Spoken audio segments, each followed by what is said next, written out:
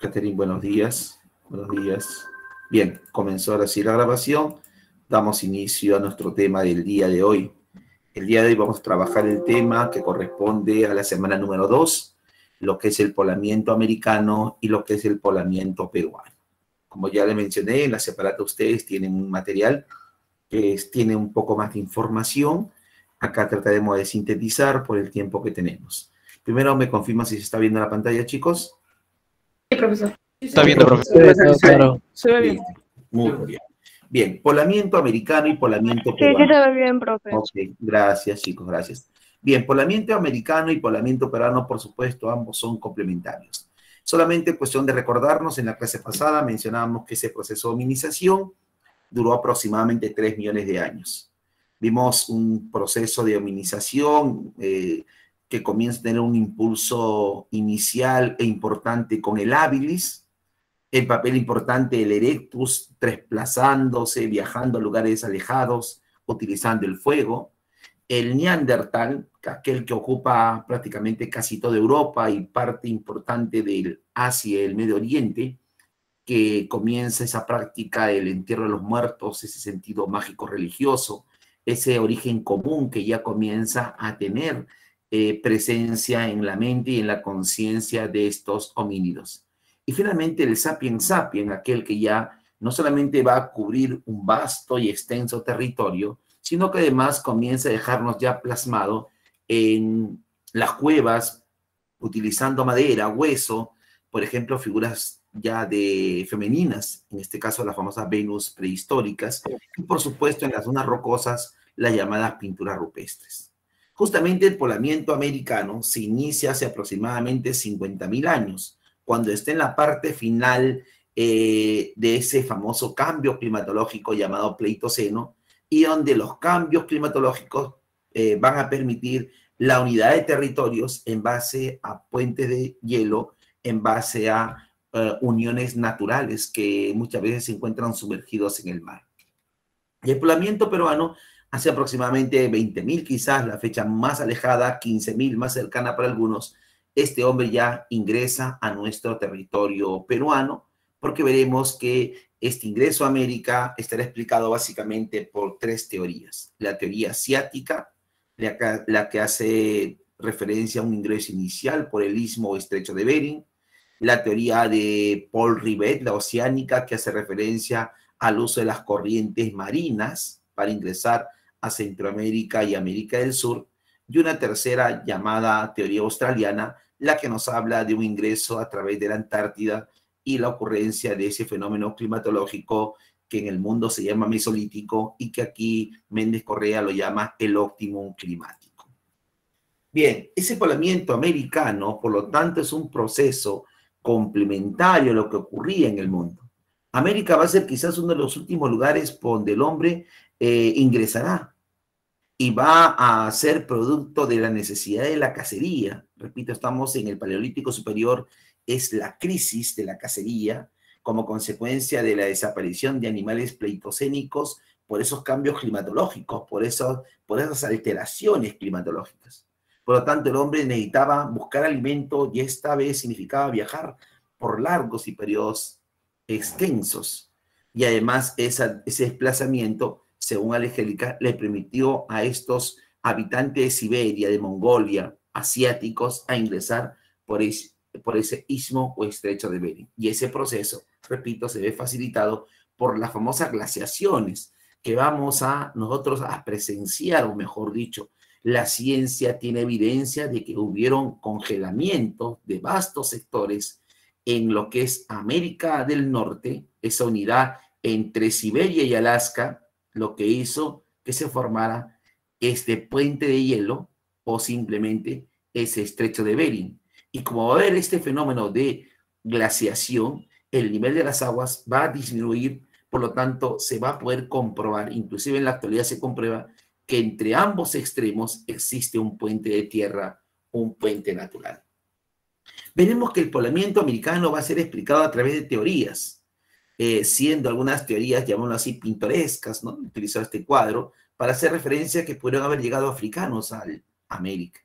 Thor Heyerdahl y su famosa expedición Ra 1 y Ra 2 en la década de 1970. La migración atlántica, la de Enrique Schillerman, que estudia, por ejemplo, aquella ciudad antigua de Troya y aquellas ciudades antiguas en Grecia. Él planteaba una posible migración atlántica. Por supuesto que eso también es factible, no podemos descartar, aunque se hace un poco quizás difícil, porque no se va a encontrar inicialmente esos rasgos o características propias o culturales que sí vamos a encontrar, por ejemplo, con las teorías inmigracionistas, tanto la asiática, tanto la australiana como la oceánica, que lo vamos a detallar en unos minutos. Y también habrá teorías que intentarán explicar un origen autónomo. Quizás la más conocida es la de Florentino Amellino, pero antes de Amellino, en el siglo XVII, un rector de San Marcos, una autoridad eclesiástica, también sostuvo en algún momento que el paraíso pudo encontrarse entre la selva amazónica, ¿ya? Tratando quizás de justificar los abusos y la imposición del catolicismo, que fue parte de un proceso, ¿no?, de tratar de captar y tratar de que el catolicismo no perdiera presencia en el mundo, porque sabemos que en el siglo XVI y XVII habrá estos famosos conflictos religiosos que significará para la Iglesia perder poder en su momento. Profe, disculpe, ¿el paraíso de Adán y Eva?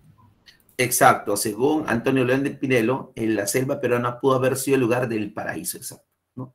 Repito, lo que pasa es que en el siglo XVII se consolida el cristianismo en el Perú. Acuérdense que cuando Toledo instaura la Santa Inquisición, hay una persecución contra las poblaciones andinas y amazónicas e inicia la famosa extirpación de idolatrías.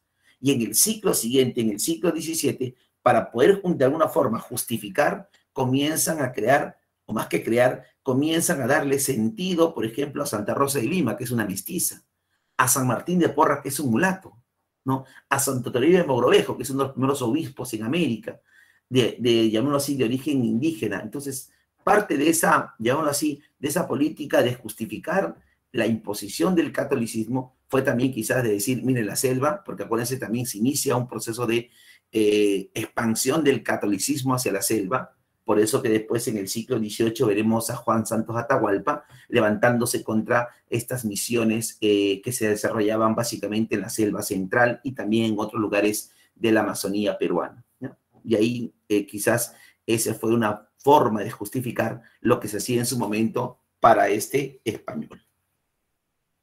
Bien, como decía, el contexto. El hombre llega a América cuando se está produciendo el fin del Pleistoceno, o sea, el fin de la era glacial.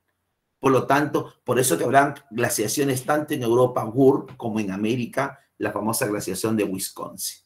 Por lo tanto, eso facilitó el ingreso por esta zona. Se sabe que esto fue en uno de los lugares iniciales, primogénitos. Por supuesto que después se va a demostrar que no es el único lugar, pero sí tiene un respaldo. El hecho de haber encontrado las armas líticas más antiguas en América, en Alaska, en Canadá, en México, en Estados Unidos, con antigüedades superiores a los 30.000 años.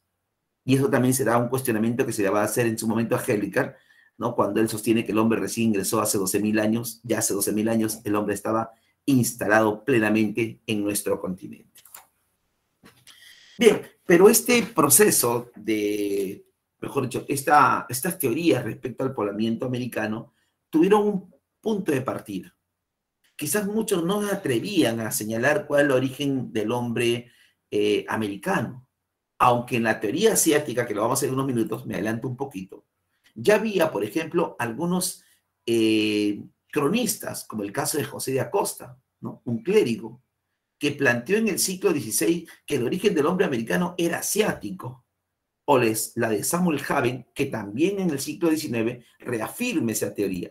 Pero a finales del siglo XIX, quien, digamos así, alteró un poco estas posibles teorías que explicaban el ingreso a América fue Amellino, porque Amellino comenzó a hablar de un proceso de desarrollo y de evolución del Homo pampeanus desde Argentina, de las pampas argentinas.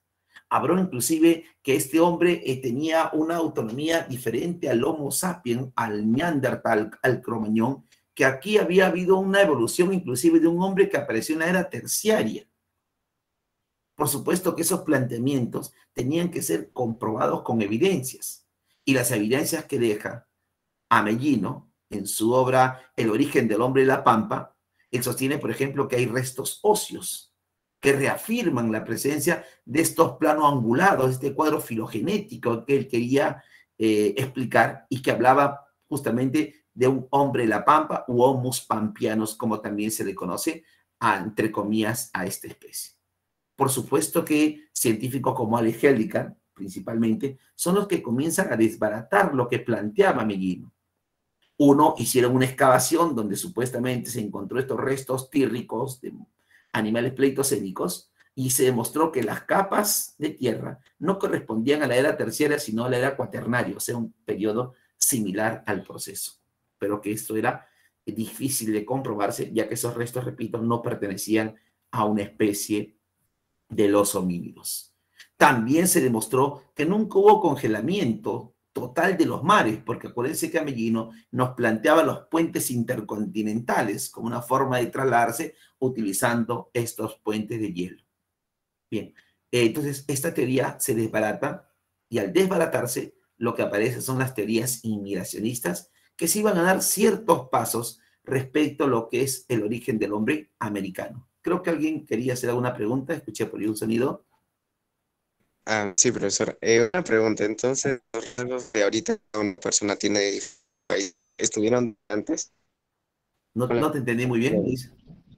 O sea, los rasgos físicos, como los chinos son un poco jaladitos sus ojos, desde antes hubo eso, y Claro. a ver la migración fueron cambiando, o sea, Sí, justamente ahorita con el planteamiento asiático vamos a ver algunas características, que sí, hay algunas características que nos muestran que los primeros en ingresar a América sí fueron los asiáticos. Repito, porque este estrecho de Bering va a permitir que el hombre ingrese y deje evidencias. Como dijimos en la clase anterior, si no hay evidencias no se puede comprobar plenamente.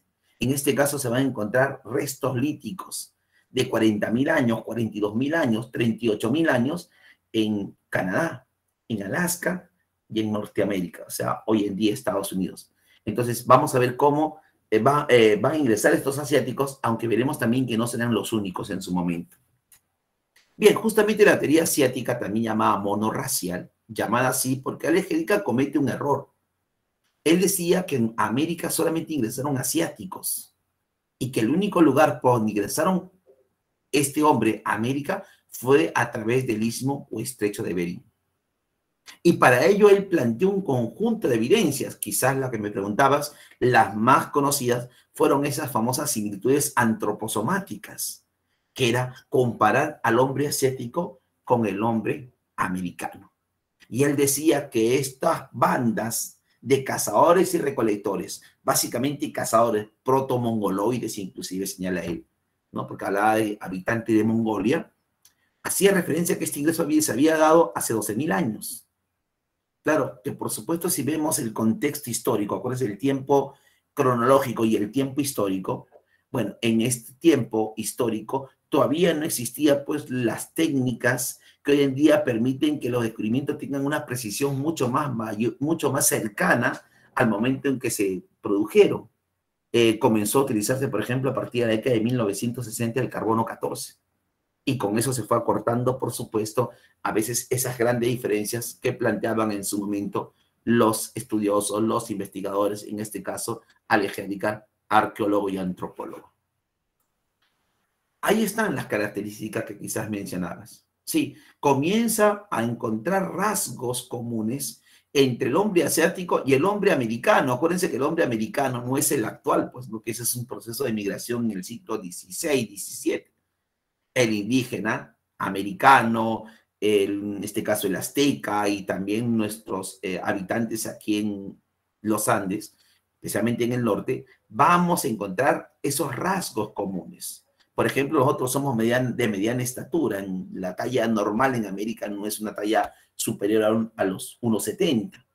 Nuestra piel es una piel cobriza, amarillenta, por más que seas un poco blanco, no tienes el color, pues, por ejemplo, de un nórdico, de un germano, ¿no? De un eslavo, que son, llamamos así, la raza blanca aria en Europa. Tenemos los ojos achinados, el pómulo sobresaliente, los dientes en forma de pala, que son algunos rasgos que van a poder ser comprobados. El cabello lisótrico, que no es otra cosa que el cabello lacio. Serán algunas características que va a permitir a Alex Hadika plantear este origen asiático del hombre aquí en América. Y por supuesto que existe un respaldo porque se comprueba que existe un puente de tierra. Se comprueba aquí en este espacio geográfico que sí existió la glaciación de Wisconsin y que existió la eustasia glacial, que es la disminución del nivel de las aguas. Por lo tanto, sí se produjo ese ingreso, pero quizás no hace 12.000, sino hace 40.000 o 50.000 años. Inclusive nos habla de una mancha mongólica, ¿no? Y justamente eso va a ser uno de los cuestionamientos que se le va a hacer a Alex Hadika, porque esa mancha mongólica, si seguimos su planteamiento, solamente deberían tener los asiáticos y los americanos. Sin embargo, la mancha mongólica lo van a tener los japoneses, los de Indonesia, Melanesia, Micronesia, Tahití, Samoa, Australia, porque esa mancha mongólica es una mancha peripacífica, la tienen los habitantes o lo tenemos todos nosotros, quienes hemos compartido o compartimos el Océano Pacífico. Por eso la mancha mongólica es peripacífica e inclusive es visible en la actualidad. Por supuesto que eso de ser visible lo puedes ver con mayor nitidez en los niños recién nacidos, quizás hasta los 2 primeros meses, vas a encontrar una mancha marrón, verduzca, ¿no? En la parte posterior de la espalda, cerca al coxis. Por lo tanto, ese rasgo es algo que se repite especialmente, repito, en los habitantes. Pero a pesar de todo el respaldo geográfico, arqueológico, antroposomático, se cometieron algunos errores, o lo hizo Alex Hadika. Por ejemplo, Alex Hadika decía que solamente ingresaron asiáticos, solamente asiáticos. Después se comprueba que hubieron rutas alternas, como por ejemplo las islas Aleutianas, la corriente del río Kuroshige, el ingreso por el Océano Pacífico. Por eso, ese cuestionamiento que se le hace en su momento a Alex Hadika. Los grupos sanguíneos, también vamos a ver diferencias sanguíneas. El tipo de sangre en Asia A positivo, en América O positivo. Pero después encontraremos que en Oceanía, en Australia, el tipo de sangre predominante es O. Miren, va a haber esas rutas distintas. Repito, y Alex Hadika plantea que fue solamente única. La mancha es peripacífica, el hombre es más antiguo en América, que dijimos, ingresó hace aproximadamente 50.000 años. Pero al margen de todo, esta teoría asiática es la teoría de mayor respaldo científico, ¿no? La que tiene evidencias que son palpables, visibles y plenamente comprobadas. Otra teoría importante y complementaria es la planteada por Paul Rivet. Justamente Paul Rivet llama a su planteamiento teoría polirracial, para hacer referencia a que a América no solamente ingresaron asiáticos, sino para él también ingresaron habitantes de otros lugares, y que una de esas migraciones más importantes se produjo a través del Océano Pacífico. Por eso que él habla de la corriente transpacífica y la corriente ecuatorial del sur, o corriente ecuatorial del norte, o corriente ecuatorial del sur. Y en base a esas dos corrientes de este Océano Pacífico, él plantea un ingreso desde la Melanesia de habitantes de origen negro que van a trasladarse con frágiles embarcaciones que las llama piraguas con balancín, y esos habitantes llegaron a la zona de Centroamérica. Por eso que en Centroamérica va palmas, cocos, ¿no? Como cultivos que van a ser un reflejo de esa migración.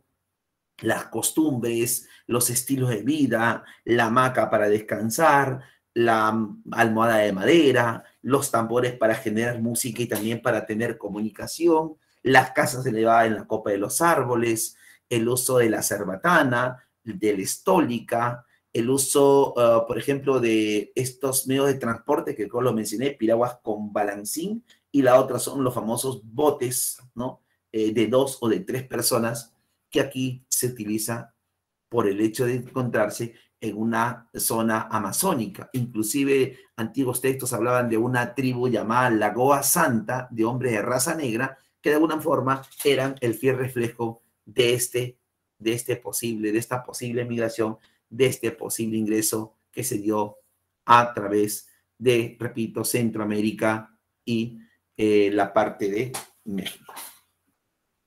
La otra teoría que respalda en su momento también por Rivet es la teoría que hace referencia a la llegada de los hombres por la zona sur y un ingreso por Chile, quizás por el sur del Perú en su momento. En esta ruta de ingreso existe un lugar importantísimo, como un puente natural entre Oceanía y América, que fue la famosa isla de Pascua. Ahí en esta isla de Pascua se va a encontrar, por ejemplo, los monolitos, aquellos monolitos, los más antiguos de América, con un tiempo de antigüedad aproximado de 7.000 años. Y después, ¿dónde veremos monolitos? Por ejemplo, nosotros los veremos en Tiahuanaco. Monolito veremos en Sechín. Monolito vamos a ver, por ejemplo, en Chavín.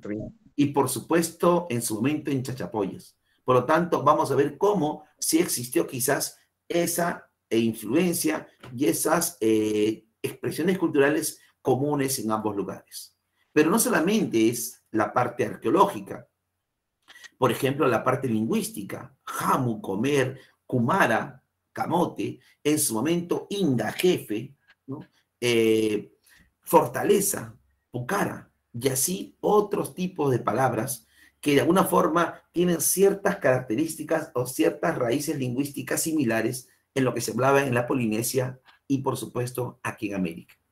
Y también va a haber algunas evidencias etnológicas, o sea, usos y costumbres, como por ejemplo el palo cavador, que para el mundo andino es la chaquitancha.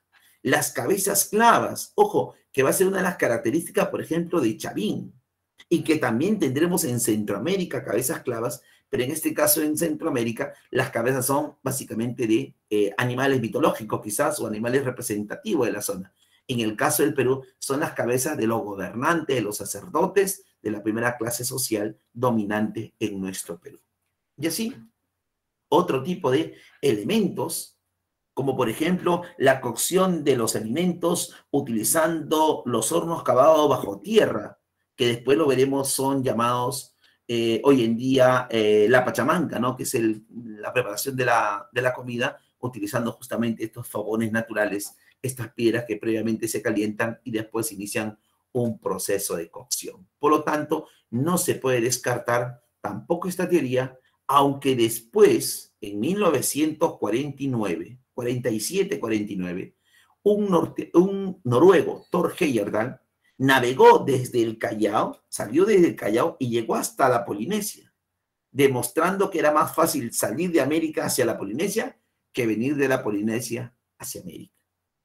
Y también esto lo vuelve a realizar, inclusive mucho antes, en el siglo XVI, un inca, Tupac Yupanqui, que las crónicas informan que llegó hasta las Islas Galápagos, en el Ecuador, y de ahí emprendió una misión hacia la Oceanía, llegando posiblemente a la Polinesia, también demostrando que sí era factible ese viaje. Por lo tanto, algunos plantean quizás una teoría más bien, más que inmigracionista, sino emigracionista en su momento, que tampoco se puede descartar, ¿no? Porque hemos dicho que en historia todo está en estudio y cuando se compruebe plenamente, se podría decir que eso fue una posibilidad.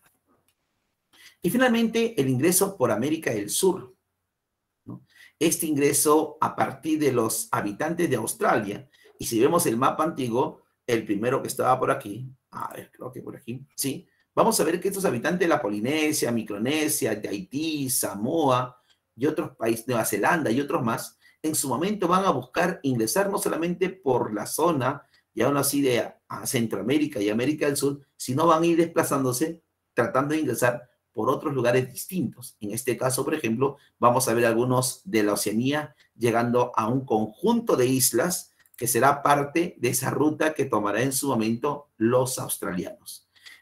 Tasmania, Auckland, Macquarie, serán algunas de esas islas o puentes naturales que le permita a estos hombres, que hace 8.000 años aproximadamente, aprovechando el cambio climatológico, lo que Méndez Correa llama el óptimum climático. Ese proceso de óptimum climático no sería otra cosa que el calentamiento de la Tierra como consecuencia del inicio de la era del Holoceno. Y este fenómeno natural le permitió permanecer e ingresar tanto por Patagonia como Tierra de Fuego. Entonces eran puentes de tierra, no No, eran de hielo. en este caso, aquí lo que va a haber es un clima mucho más benigno, ¿no? Una permanencia en este lugar gélido para ingresar. Aquí no habría estos puentes, porque aquí la cercanía es bastante corta. O sea, no habría forma, como sí quizás hubo en la parte de arriba, porque arriba en el norte sí hay una separación, miren. Acá hay una separación. Entonces aquí sí hay un puente de hielo. Cuando se dice istmo, es un puente natural. Estrecho es por la cercanía. Por ejemplo, hoy en día se ha hecho estudios aquí geológicos y debajo de esta separación marina existe la unidad territorial, o sea, un puente de tierra. Y cuando se producen estas glaciaciones, uno de los fenómenos es que el nivel de las aguas disminuye. Y acuérdense que uno de los cambios que nosotros podemos visualizar aquí en la costa peruana justamente son los distritos en los cuales nosotros vivimos. Por eso que nosotros cuando construimos, ¿qué encontramos? Normalmente restos de conchales, porque estas zonas son zonas arenosas, porque fueron en su momento parte de ese océano que ocupaba un espacio mayor, ¿no? Ahora se está revertiendo esa situación, cada vez el nivel del mar aumenta y cada vez tenemos menos casquetes polares, en este caso no polares, sino casquetes en la cordillera, menos fuente de agua, y eso, acuérdense, va a ser uno de los grandes problemas que tendrá la humanidad en los próximos 50 años. Bien, hasta aquí alguna pregunta respecto a esas tres teorías, tanto asiática, oceánica, australiana y por supuesto el planteamiento de Amelino como una posible autonomía. Hasta aquí alguna pregunta para ya ingresar a lo que es nuestro poblamiento peruano. Profe, ¿qué teoría se acerca más a la migración aquí a América? ¿Cuál de esas teorías se acerca más? No te entendí ahí. Sí. Ya. La teoría, como te decía, la teoría de mayor aceptación científica es la teoría asiática. O sea, que ingresó por ahí el hombre, inicialmente, eso está comprobado y nadie lo va a discutir. Ahora, nosotros quizás tenemos esta migración múltiple. Quizás para nosotros la teoría, la Oceanía va a ser el punto más cercano, ¿no? Para estos ingresos posteriores. Aunque no podemos descartar lo que hemos visto en su momento. Hemos visto inclusive que algunos asiáticos van a utilizar rutas diferentes o alternas, como también se llamó. Sí, yo creo que en este caso las asiáticas tiene ese respaldo y creo que fue una de las primeras y por lo tanto va a ser respaldada ampliamente. Inclusive vamos a ver que el hombre ingresa al Perú hace aproximadamente quizás 20.000, la cifra más alejada, y para los más conservadores 15.000. Entonces entre los 15.000 y 20.000 ya comienza a haber presencia de este hombre en nuestro territorio peruano, por lo tanto lo más seguro que hayan sido esos primeros asiáticos. Bien, el poblamiento peruano, como ya le mencionaba, se dio hace aproximadamente 20.000 años. ¿Ya? En algún otro libro encontrarás 18, 17 y quizás 15.000 en su momento. Y los últimos procesos de autonomía son los años 1500, 2000, cuando ya se va a consolidar el Estado. Escucho, hay una pregunta, me parece. Profesor, entonces, ¿cuál fue el tiempo aproximado que según la teoría asiática, vinieron hacia América? O sea, ¿cuánto tiempo se demoraron en cruzar? A ver. Un aproximado. Sí, Alex Hellican dice 12.000 años, pero los estudios arqueológicos y geológicos hacen referencia a que las primeras bandas ingresaron hace aproximadamente 50.000 y que la última migración importante fue sobre los 10.000 años. 10.000, quizás 8.000.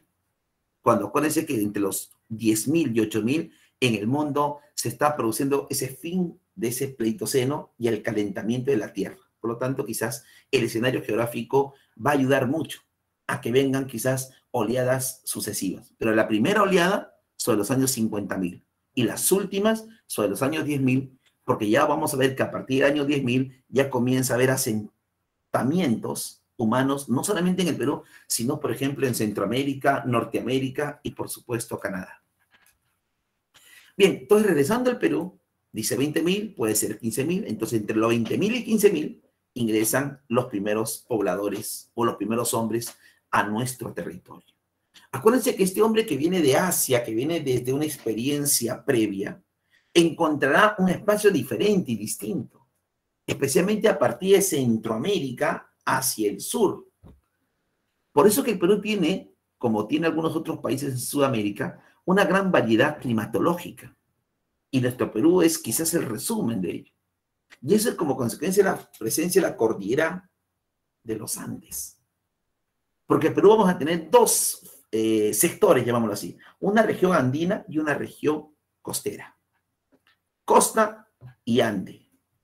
Porque acuérdense que en la selva casi no hubo un desarrollo cultural o una evidencia de permanencia. Y todo está concentrado en esos dos sectores. Por eso que las culturas, inclusive pre-incas, están concentradas tanto en la costa como en la zona andina, que por supuesto cambia como consecuencia de un nuevo escenario geográfico, diferente y distinta inicialmente. Entonces, este hombre llega y por supuesto que este hombre que ingresa tiene rasgos que corresponden al Paleolítico superior. Por lo tanto, el hombre que ingresa al Perú, como ingresó a América, es cazador, es recolector, ¿sí?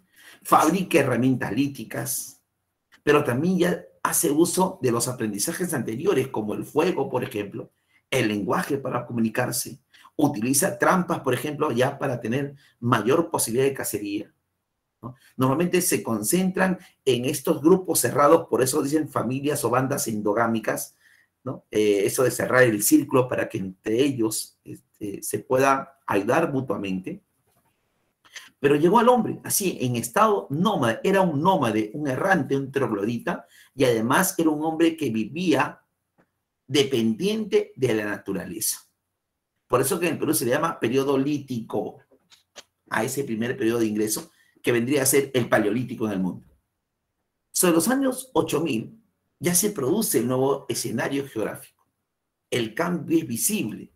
Por eso que el hombre experimenta con plantas y semillas.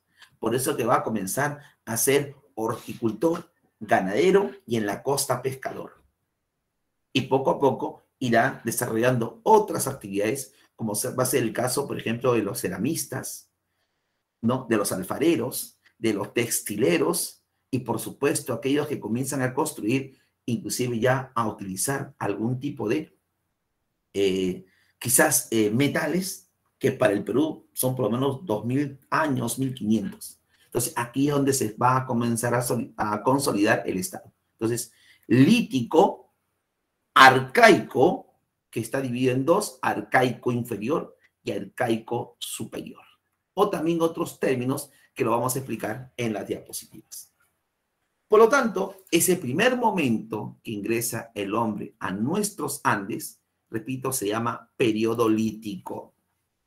Y lo hemos dicho, profesor, ese periodo lítico es el paleolítico, ¿no? Lítico para el Perú, paleolítico para el mundo. Y si yo me acuerdo, en el periodo paleolítico estaba el habilis, el erectus, el neandertal y el cromañón. El habilis, herramientas líticas. El erectus se refugia en cavernas y utiliza fuego. El neandertal entierra a sus muertos. Y el cromañón, pinturas rupestres. Miren, esas características las encontramos aquí. El primero, llamémoslo así, nuestro hábil peruano, Paca y Casa. La primera evidencia de presencia humana. Y esa primera presencia humana está, por supuesto, vinculado al descubrimiento de herramientas líticas, todavía toscas, pero que eran, de alguna forma, objetos que le va a permitir al hombre quizás enfrentarse con alguna facilidad las amenazas que son latentes, porque no habremos tenido aquí un mamut, pero teníamos un paleollama, un armadillo gigante. Entonces, había animales pleistocénicos que también tenían que ser de alguna forma enfrentados por el hombre. Porque si esto ocurrió en Ayacucho, ¿qué ocurrió en Lima? A veces poco no valoramos lo que es Lima. Lima es escenario no solamente de un taller lítico, de uno de los primeros asentamientos religiosos. Lima es parte de la primera ciudad arqueológica del Perú y América, según Ruchadi. Hemos sido centro de un imperio y el desarrollo de las culturas. Hemos sido centro, inclusive, de la dominación virreinal en su momento. Entonces, vivimos en una ciudad muy histórica que algunos dicen que no la aprovechamos al máximo para fomentar, por ejemplo, la actividad en su momento turística. Bien, aquí en Lima, cerca al río Chillón, los que han ido al aeropuerto, por ahí cerca está la desembocadura del río Chillón, uno de los ríos más importantes que tenía la ciudad, o que tiene la ciudad hoy en día, hasta el día de hoy. Bueno, ahí se encuentra un taller. En ese taller lo que se hace, por supuesto, son objetos de mejor acabado, con mayores detalles, lo cual permite un uso mucho más eficiente. Entonces, si me preguntan, las primeras herramientas líticas, Ayacucho con Piquimachay. El taller lítico, ese taller lítico está en Lima y pasó por varios periodos. Por lo tanto, aquí estamos ante la presencia, y aún así, de un primer especialista en herramientas líticas. Por eso que en Perú existe la técnica del picapedrero, ¿no? Aquellos que tallan la piedra y lo utilizan inclusive para después los acabados en los hogares. Decíamos que este periodo lo podíamos comparar con la prehistoria, ¿no? Ya hemos visto a nuestro habilis. Ahora, el Neandertal enterraba a sus muertos. ¿Y dónde encontramos entierro de muertos? Por ejemplo, en Paiján. Hace aproximadamente 10.000 años, encontramos en el Perú ya ahora sí una presencia física, un resto óseo de una mujer con un niño, que ya nos da la evidencia que el hombre estuvo presente hace aproximadamente 10.000 años. Paiján. Y con el descubrimiento de Paiján, Paiján desplazó a la Uricocha, que hasta la década de los 60 y 70 era considerado el hombre o los restos humanos más antiguos. Ya a partir de 1975 se sabe que el hombre de Paiján, donde se hace uso del ajuar funerario, que va a ser una característica que se encuentra en este entierro, por eso que después veremos en el señor Tejipán enterrando con sus objetos personales, con su guardián, con gente que lo acompañaba, porque ya comienza a tener quizás el hombre esa noción de una vida después de la muerte. Y en la Uricocha también vamos a encontrar restos humanos, estos restos humanos mucho más abundantes, colectivos, hasta 11 restos, ¿no? 4 adultos y 7 niños. Vamos a encontrar aquí en la Uricocha, por ejemplo, el uso de la famosa herbolaria, que es el uso de las plantas medicinales. Vamos a encontrar que aquí en la Uricocha ya se hacen modificaciones craneales. Ojo, y eso es un aprendizaje que después lo expresa en el Perú los paracas. Y finalmente, Toquepala. ¿Y qué encontramos en Toquepala? Las pinturas rupestres, que no son las únicas. Hay en Zumbay, en Arequipa, hay pinturas rupestres en la Uricocha, pero las más vistosas, más representativas, donde dejan plasmado que ellos están iniciando una etapa ya, llamémoslo así, de domesticación, ya no de matarlos, sino utilizando el chacu, que es justamente hacer círculos humanos para capturar estos animales y llevarlos quizás a los corrales para después ellos se puedan reproducir sin ningún tipo de dificultad. Entonces, por lo tanto, ha visto que el lítico no es otra cosa que el primer periodo de la historia universal. Siguiente periodo, el arcaico. Este arcaico también es conocido como el periodo de los seminómades, o también conocido como el periodo de los transhumantes estacionales. ¿Por qué seminómades y por qué transhumantes estacionales? Porque el hombre se va a seguir desplazando, pero ahora comienza a tener noción de tiempo y espacio y comienza a darse cuenta que determinados periodos climatológicos son favorables para determinada actividad económica. Por eso que el hombre en los Andes va a recurrir a los cultivos, se convertirá en horticultor, pero no dejará de lado la domesticación. Mire, va a combinar domesticación con horticultura. Por supuesto que en el norte del país tendremos a Nanchop en Cajamarca y a Guitarrero en Ancash como los dos primeros horticultores, siendo el más antiguo, por supuesto, Nanchop. Y ahí tendremos maní, calabaza, frijol, ají, como cultivos oriundos de nuestro país. Mientras que los que van a domesticar llamas y alpacas, o también llamados auquénidos, será, por ejemplo, Telarmachay y será Jaihuamachay, Junín y Ayacucho. Miren, sur, ganadería, norte, horticultura. Pero repito, ambos son complementarios. Porque en la costa, la actividad más importante será la pesca. Y eso está reflejado con Santo Domingo en su momento. y también con el hombre de Chilca. Pero a pesar que están en la costa y tienen acceso a un mar rico, también van a desarrollar algunas actividades de cultivo, o sea, horticultura. Bien, ya les mencioné los dos, me olvidé aquí en la separata, está en las, mejor dicho, aquí en la diapositiva, está en la separata, Nanchop en Cajamarca, el horticultor más antiguo del Perú, y el segundo es Guitarrero en Ancash. Los dos, repito, son horticultores, porque ya aquí en la costa, también mencionamos, está el hombre de Santo Domingo, Paracas, el pescador especializado. ¿Por qué es profesor especializado? Porque utiliza una red para realizar la actividad con mayor precisión. Es el primer músico, porque aquí vamos a encontrar restos de flautas de hueso de pelícanos. Vamos a encontrar la primera aldea, por eso que el primer poblador de la costa peruana y constructor de aldeas y desarrollo de horticultura, es el primer horticultor en la costa peruana, es el hombre de Paracas o Santo Domingo.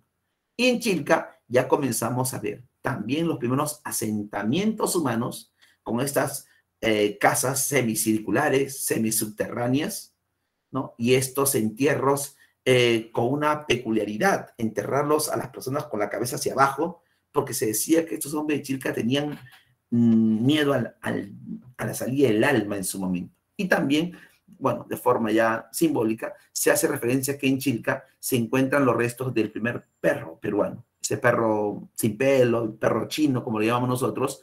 Bueno, esa primera evidencia de la domesticación lo encontramos también aquí en Chilca. Bien, porque ya los dos pastores que mencionamos, Junín, aquí está el primer pastor, domesticación de animales, llamas y alpacas.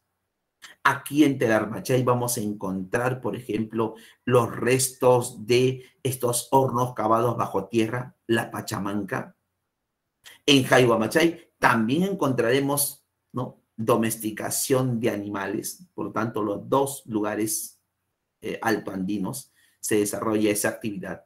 Y en Ayacucho encontraremos, por supuesto, Piquimachay, la domesticación del cuy. Por eso que en el mundo andino antiguamente era charqui y cuy. Base para la dieta alimentaria junto con otros productos, ¿no?, nativos de nuestro país, como será, por ejemplo, la papa, que aparece en la parte final, y el maíz, que lo adoptamos de Centroamérica. El maíz no era netamente ni originario del Perú, pero lo adoptamos y eso se va a convertir, repito, en la alimentación básica de la población peruana. Bien, para llegar finalmente a la etapa del arcaico tardío o también formativo, que no es otra cosa que el neolítico. Y en el neolítico, una característica especial es que el hombre se convierte en sedentario. Inicia la producción de alimentos. Comienza a haber construcción de edificios públicos, clases sociales dominantes, un estado teocrático, ¿no?, una organización social, expresión en otros campos como la textilería, la alfarería y, por supuesto, a los primeros metalúrgicos que comienzan a utilizar el metal, justamente quizás mejorando un poco las técnicas de agricultura o también herramientas en su momento. Bueno, esas son las características del arcaico tardío, repito, también llamado formativo. El primer poblador del Perú, para Josefina Ramos de Cops, será el hombre de Tablada del Urín. Para ella está ahí presente el hombre porque encuentran restos orgánicos e inorgánicos de una ubicación que hoy en día sería un desierto, pero en ese tiempo esa ubicación era casi perfecta. Ese hombre tenía acceso a la recolección, tenía acceso a la pesca y tenía acceso a la agricultura, bueno, en este caso ya por su cercanía, por ejemplo, al río Lurín, su cercanía al Océano Pacífico, lo que hoy en día es la playa de Conchán, y las lomas que tenía en lo que hoy en día después a Tocongo, Nueva Esperanza, ¿no?, Vía María del Triunfo, que ustedes saben en época de invierno se convierte, bueno, ahora ya no, pues eran zonas agrestes de arbustos naturales. Cerro Paloma, que se encuentra a 50 kilómetros de Lima, este es considerada la primera construcción arquitectónica en el Perú, diseñada para ser un centro productivo y también de culto en su momento. Huaca Prieta, donde encontramos los primeros restos textiles, donde encontramos los famosos mates pirograbados, o sea, las primeras evidencias de la textilería y lo que será después la cerámica. Aunque no está aquí en la diapositiva, lo encuentras en la separata, por supuesto está presente el templo de los Michitos, o también conocido como el templo de las manos cruzadas. Aquí en Huánuco, en Cotox, vamos a encontrar la primera evidencia de lo que va a ser ya la dominación de una primera clase social que viene a ser los sacerdotes. Por eso que la primera cultura en el Perú es una cultura que desarrolla o que está vinculada directamente al poder de los sacerdotes. Y dejé al final a Caral, porque Caral representa para algunos la primera expresión de cultura en el Perú. En Caral, por ejemplo, tendremos clases sociales definidas. Tendremos, por ejemplo, una organización social muy conocida en el mundo andino, como lo es el ACCHU. Tendremos un centro ceremonial importante para el culto a los dioses andinos. Tendremos el uso de los quipus como instrumentos contables. Y tendremos para Ruth Chadi a la primera ciudad sagrada del Perú y América. La primera ciudad que va a ser comparada comparada de forma simultánea en el tiempo con las pirámides de Egipto, con los zigurats, quizás con los jardines que embellecían esos templos y palacios en la Mesopotamia. Por lo tanto, Perú y Lima será parte de ese desarrollo importante que encontraremos aquí en este lugar. Patrimonio cultural de la humanidad. Caral se encuentra al norte de Lima y es estudiada en los últimos años por Ruth Chadi, porque es la que revalora a Ruth Chadi, ya que Caral fue conocida inicialmente por Max Zule, después llegó Julio César Tello, Alberto Bueno Mendoza y otros arqueólogos que se vieron maravillados por esta ciudadela que va a controlar todo el valle de la zona de Barranca, Supe y otras regiones adyacentes. Bien, chicos, hasta aquí alguna pregunta dejo de compartir para desarrollar nuestra separata. A ver, voy a dejar de compartir. ¿Se está viendo, no, chicos? ¿Me escuchan, chicos? Sí, profesor. Sí, profe, sí, profe. Sí, profe. Sí, profe. Comenzamos con la primera pregunta. La primera pregunta nos habla de quien va a hacer un primer planteamiento respecto al origen del hombre en América. Él plantea que es asiática, es José de Acosta, el cronista. 1E. 2. La glaciación de Wisconsin es el fenómeno que permite la formación de ese puente de tierra o puente de hielo para algunos. 2. La alternativa C, glaciación de Wisconsin. La tercera, por supuesto, es Paul Rivet, que nos habla de rutas complementarias. La 4, la alternativa C, es una característica de todos los habitantes del Pacífico, la famosa mancha mongólica. 5, la alternativa C, hubo una expedición que salió del Callao, llamada Expedición Kon-Tiki, para demostrar que más bien fueron los americanos los que habían llegado quizás a la Polinesia. 6, alternativa C, los sacerdotes, la primera clase social dominante en el Perú. 7, en la Uricocha, vemos entierros humanos, deformación craneal, pinturas rupestres, será parte de este momento inicial del ingreso del hombre al Perú. 8, nos está hablando del Santo Domingo, el primer pescador especializado.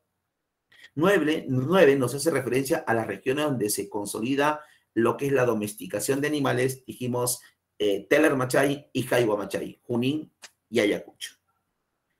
9, alternativa D. Y 10, la alternativa B, Caral. La devaluación se le está entregando ya el material para que ustedes lo puedan revisar, desarrollen ustedes y les van a mandar ya ahí desarrollado. Bien, dime, Cristian, te escucho. Profesor, disculpen, ¿me podría compartir las de la semana pasada? Lo que pasa es que no tuve luz por aquí, por Piura, y no llegué a ver las claves. Ya, Cristian,